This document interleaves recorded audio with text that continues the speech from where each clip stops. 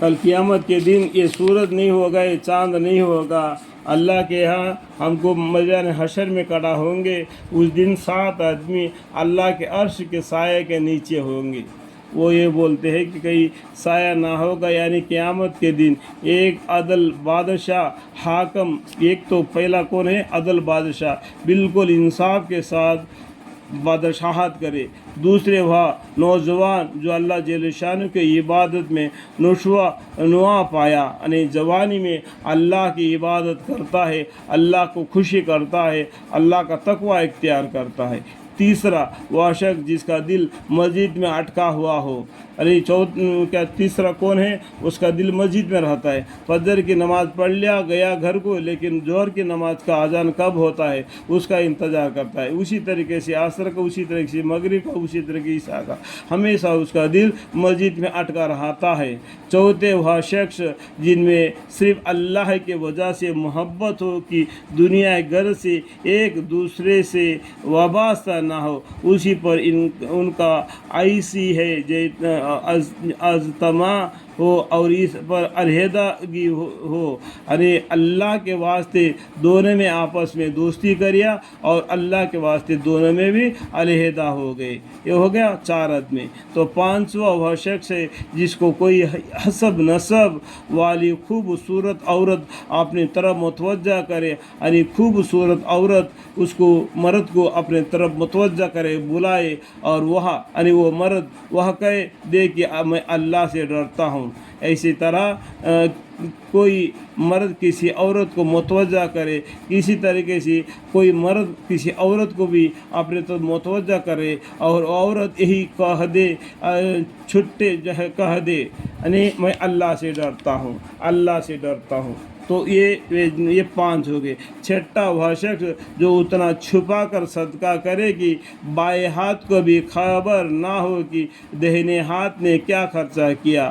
7واں وہ شخص جو تنہائی میں اللہ جل شانہ کو یاد کر کے رو پڑے، جو تنہائی میں دکھ درد دل میں اپنے اللہ کو یاد کر رو پڑے، جو حالت و مجبوری اللہ کو دکھائے، اس پہ رو پڑے کہ کس طریقے سے اس سے باہر نکلے۔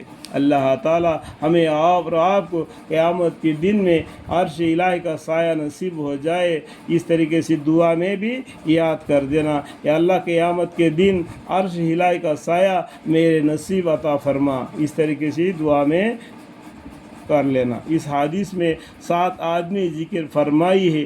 دوسری حدیث میں ان کے علاوہ اور بھی بعض لوگوں کے متعلق یہ وارد ہوئی ہے، وہ اس سخت دن میں عرش کے سائے کے نیچے ہوں گے، اتنا گرمی ہوگا کہ سورج بالکل سر پر ہوگا، آدمی کا بدن میں سے جو پسینہ ڈوب پڑتا ہے، وہ پسینے اس کے اعمال کے حساب سے وہ ڈبکیاں مارنے لگتا ہے، اسی وقت یہ سایہ بالکل وہ 7 آدمیوں پر گرتا ہے، جس کی وجہ سے وہ آرام سے رہ جاتے ہیں۔ علماء نے اس کا تعداد 82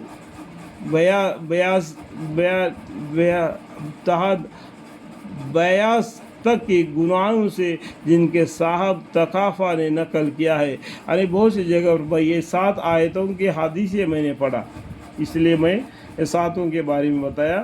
یہ یہاں پر اور بھی حدیث ہے بولتے ہیں، تو وہ آگے آئیں گے تو ہم آپ کو بتا دیں گے، ہم کو بھی علم ہو جائے گا، ٹھیک ہے۔ اور بہت سی حدیثیں میں حضور اقدس صلی اللہ علیہ وسلم کا ارشاد نقل کیا گیا ہے کہ مخفی صدقہ اللہ کے غصے کو ظاہر کر دیتا ہے۔ الحمدللہ حضرت سالم رضی اللہ عنہ ابن ابی الاعظم رضی اللہ عنہ کہتے ہیں کہ ایک عورت اپنے بچے کے ساتھ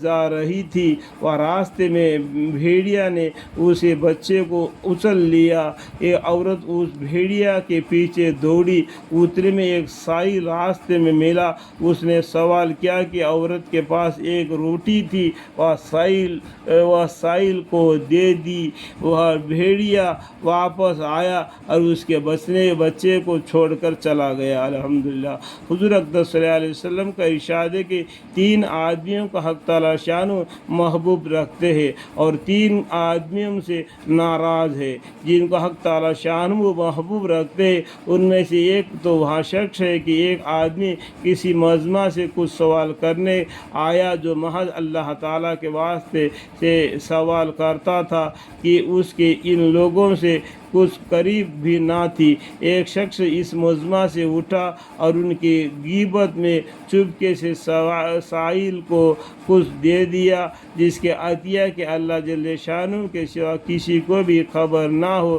دوسرے وہ شخص محبوب ہے کہ ایک جماعت رات بھر سفر میں چلے اور جب نیند ان چلنے والوں پر غالب ہو گئی ہو اور وہ تھوڑی دیر آرام لینے کے لیے سواریوں سے اترے ہو، ان میں اس وقت کوئی شخص بجائے لیٹنے کے نماز میں کھڑا ہو کہ اگر حق تعالی شانہ کے سامنے عاجزی کرنے لگا ہو۔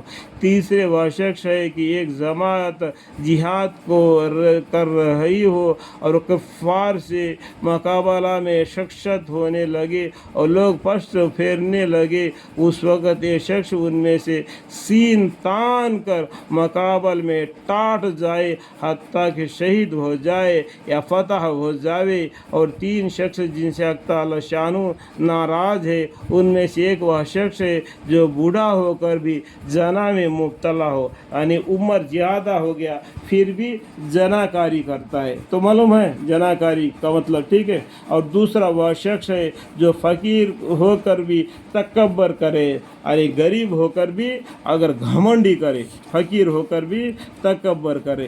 تیسرا وہ مالدار ہے جو ظالم ہو، حدیث کے سلسلے میں نمبر 5 پر بھی، یعنی جو مالدار ہے وہ ظالم ہے، یعنی مال کی وجہ سے اس کے اندر ظلمت بن گئی، اس کے اندر گھمنڈی آ گئے، پھر بھی اسی حدیث آ رہی ہے۔ الحمدللہ رب العالمین۔